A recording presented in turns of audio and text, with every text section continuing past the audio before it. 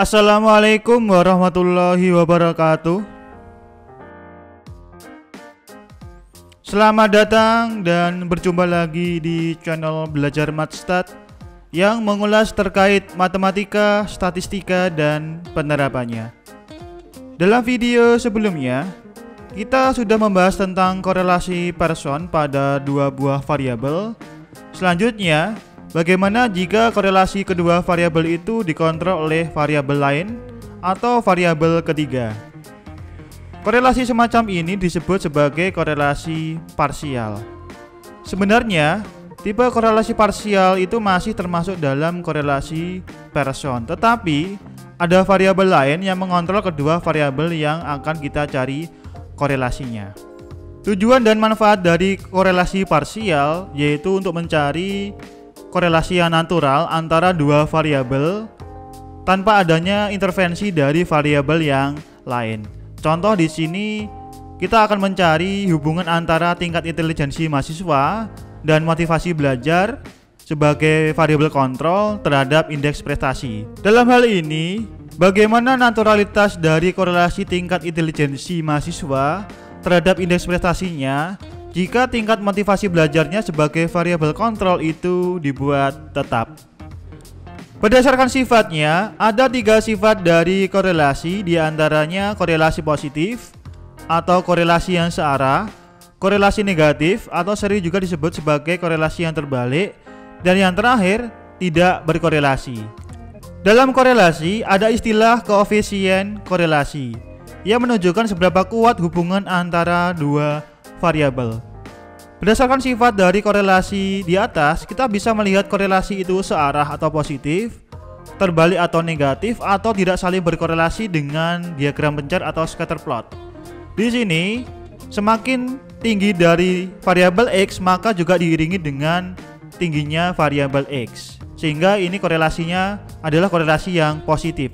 Sementara itu, semakin tinggi dari nilai X tetapi di korelasi negatif justru akan membuat nilai Y itu akan semakin turun. Ini untuk sifat dari korelasi yang negatif. Sementara itu, jika dua variabel, misalkan variabel X dan Y itu tidak menunjukkan hubungan yang linear seperti pada gambar ini, maka dua variabel itu tidak saling berkorelasi.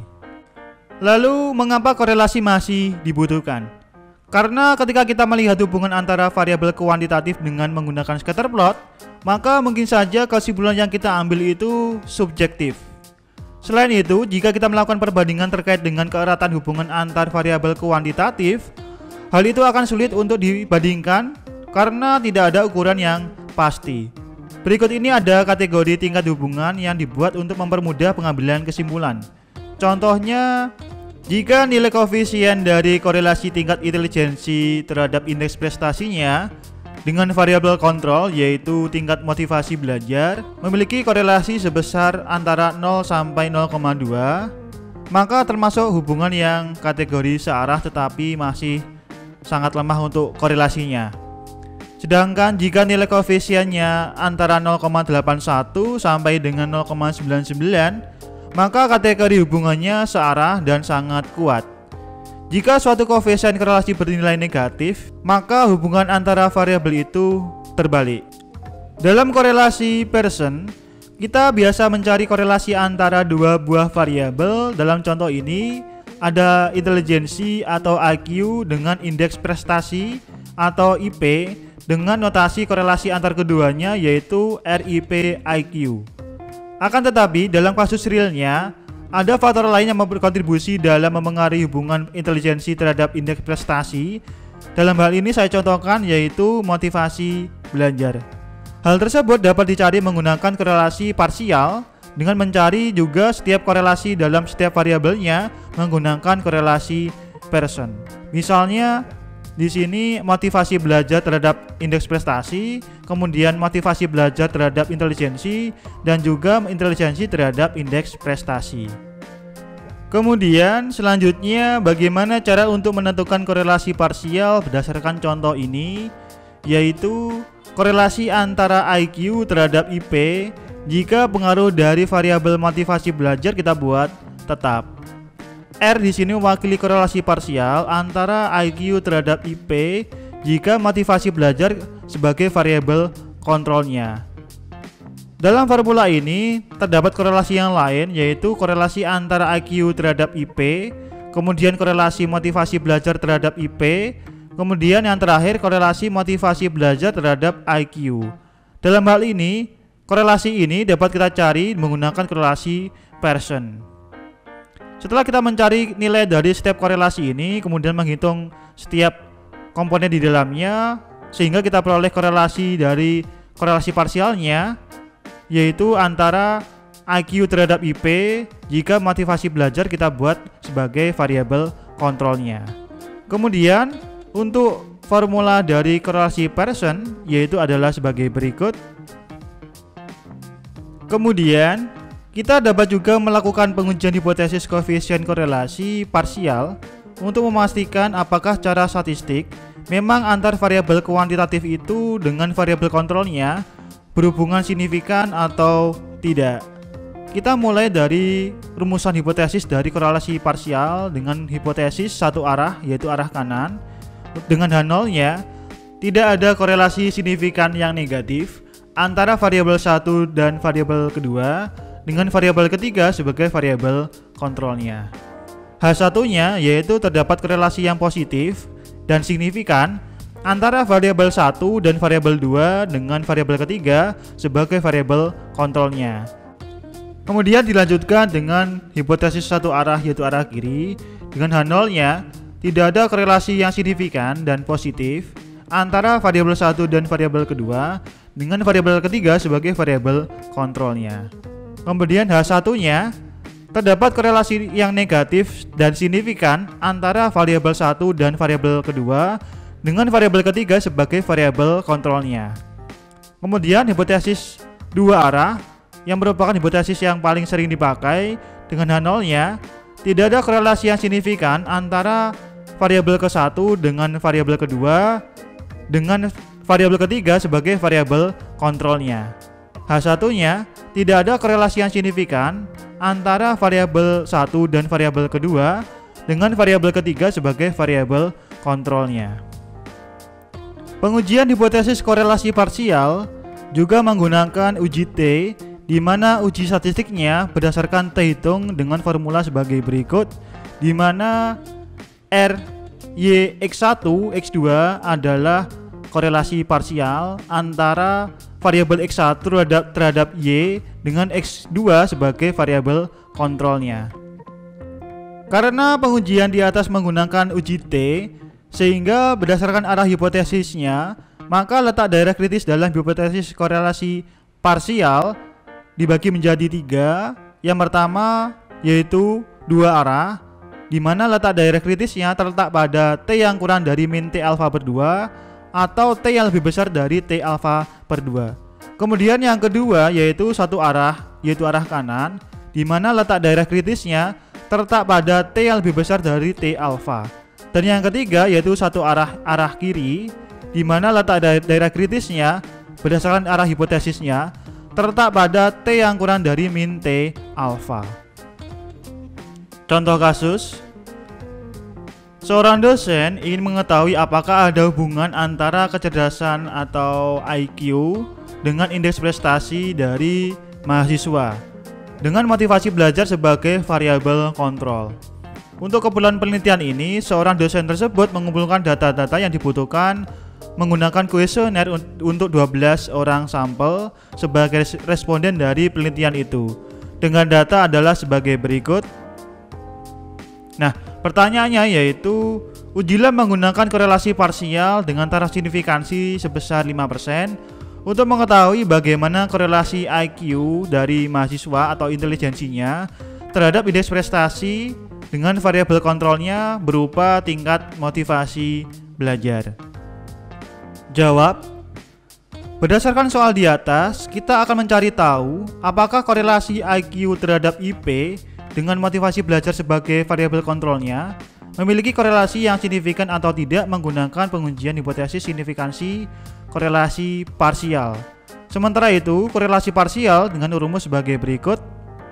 Berdasarkan rumus korelasi parsial di atas, kita akan mencari setiap korelasi di dalamnya yang meliputi korelasi antara IQ terhadap IP, kemudian korelasi motivasi belajar terhadap IP, kemudian korelasi motivasi belajar terhadap IQ dengan menggunakan korelasi Pearson. Kita mulai dari korelasi Pearson antara IQ terhadap IP. Kemudian untuk mempermudah perhitungan korelasi Pearson ini, kita susun sebuah tabel untuk mencari sigma IQ yang merupakan penjumlahan dari IQ dari seluruh subjek ini, kemudian sigma IP yang merupakan jumlahan dari indeks prestasi dari seluruh subjeknya, kemudian sigma dari IQ IP yang merupakan penjumlahan dari perkalian antara IQ terhadap IP dari semua subjek, kemudian sigma IP kuadrat yang merupakan penjumlahan dari IP kuadrat dari seluruh subjeknya, kemudian sigma IQ kuadrat yang merupakan penjumlahan dari IQ kuadrat dari seluruh subjeknya. Hasil dari keseluruhan tabel ini akan kita gunakan dalam mencari dan menghitung korelasi Pearson dengan formula sebagai berikut, di mana N ini merupakan jumlah total dari subjeknya. Kemudian dari seluruh perhitungan ini kita peroleh korelasi Pearson antara IQ terhadap IP yaitu sebesar 0,844. Selanjutnya, korelasi Pearson antara IP terhadap motivasi belajar. Kita susun terlebih dahulu sebuah tabel untuk menghitung sigma IP yang merupakan penjumlahan dari IP dari setiap subjeknya. Kemudian dilanjutkan sigma motivasi belajar yang merupakan tingkat motivasi belajar dari setiap subjeknya. Kemudian sigma motivasi belajar yang dikalikan dengan IP yang merupakan penjumlahan dari motivasi belajar dan dikalikan dengan IP dari setiap subjeknya. Kemudian sigma IP kuadrat yang merupakan jumlahan dari IP kuadrat dari setiap subjeknya. Kemudian sigma motivasi belajar yang merupakan jumlahan dari tingkatan motivasi belajar dari setiap subjeknya. Di mana semua perhitungan tabel ini akan kita pakai untuk menghitung rumus korelasi Pearson sebagai berikut. Korelasi Pearson antara motivasi belajar dengan IP, di mana N merupakan jumlah sampelnya. Kemudian berdasarkan tabel di atas tadi, sigma motivasi belajar yang dikalikan dengan IP itu jumlahnya adalah 2761,65. Dilanjutkan sigma motivasi belajar yaitu 847, kemudian sigma IP yaitu 38,88, kemudian sigma IP kuadrat yaitu 38,88 yang nantinya akan dikuadratkan, kemudian sigma motivasi belajar kuadrat. Hasilnya ini adalah 60.439,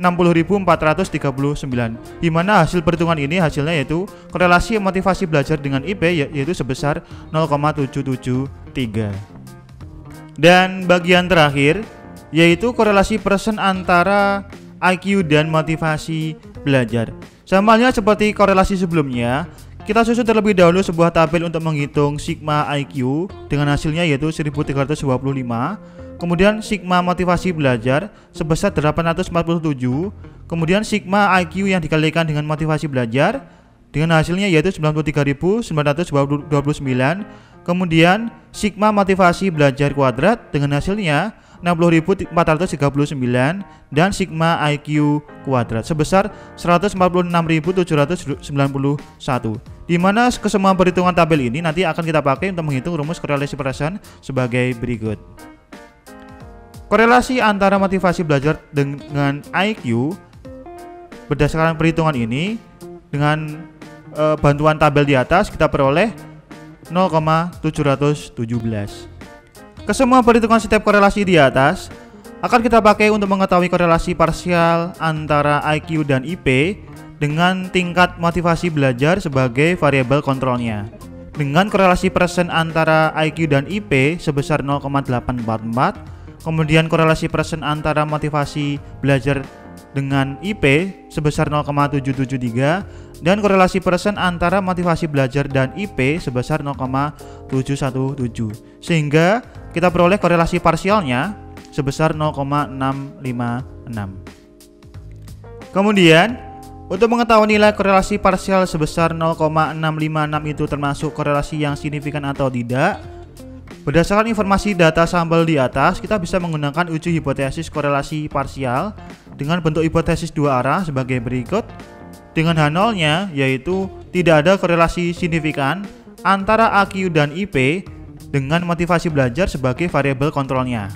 Kemudian H1-nya terdapat korelasi yang signifikan antara AQ dan IP dengan motivasi belajar sebagai variabel kontrolnya. Dengan taraf signifikansi yang kita gunakan dalam kasus ini yaitu sebesar alfa sebesar 5%. Kemudian dilanjutkan dengan tahap untuk menentukan letak daerah kritisnya berdasarkan informasi yang kita punya yaitu jumlah sampel atau N sejumlah 12, kemudian derajat bebasnya yang disimpulkan dengan V atau DF yang diketahui dari N-2 dengan N-nya yaitu 12 sehingga derajat bebasnya yaitu sebesar 10. Dan taraf signifikansi sebesar 5%, maka akan kita tentukan di mana letak daerah kritisnya berdasarkan informasi bentuk hipotesisnya yang berbentuk dua arah yaitu T yang kurang dari min T alfa berdua atau T yang lebih besar dari T alfa berdua.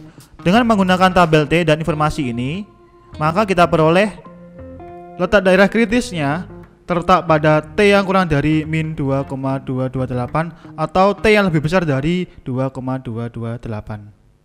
Hal ini bisa kita lihat dengan ilustrasi dengan gambar sebagai berikut. Uji statistik korelasi parsial dari kasus ini dengan menggunakan uji T dengan rumus T hitung sebagai berikut, di mana R mewakili korelasi parsial sebesar 0,656. Dari rangkaian perhitungan ini kita peroleh hasil akhir yaitu sebesar 2,61. Berdasarkan nilai uji statistik dan letak daerah kritisnya, maka kita putuskan tolak H0 dan terima H1. Hal ini disebabkan karena nilai uji statistiknya atau T hitungnya berada di daerah kritisnya. Bisa kita lihat dalam ilustrasi sebagai berikut.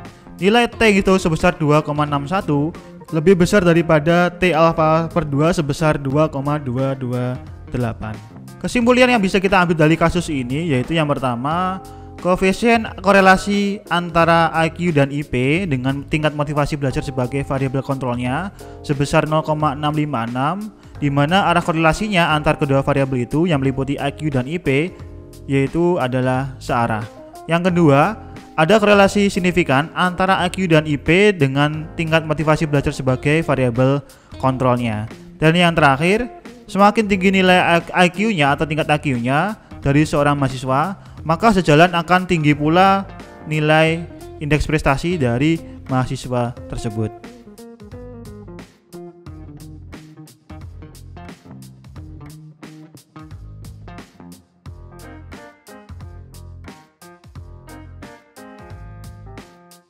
Demikian beberapa hal yang bisa saya sampaikan. Insya Allah kita akan lanjutkan lagi di video selanjutnya. Terima kasih atas perhatiannya. Semoga bermanfaat.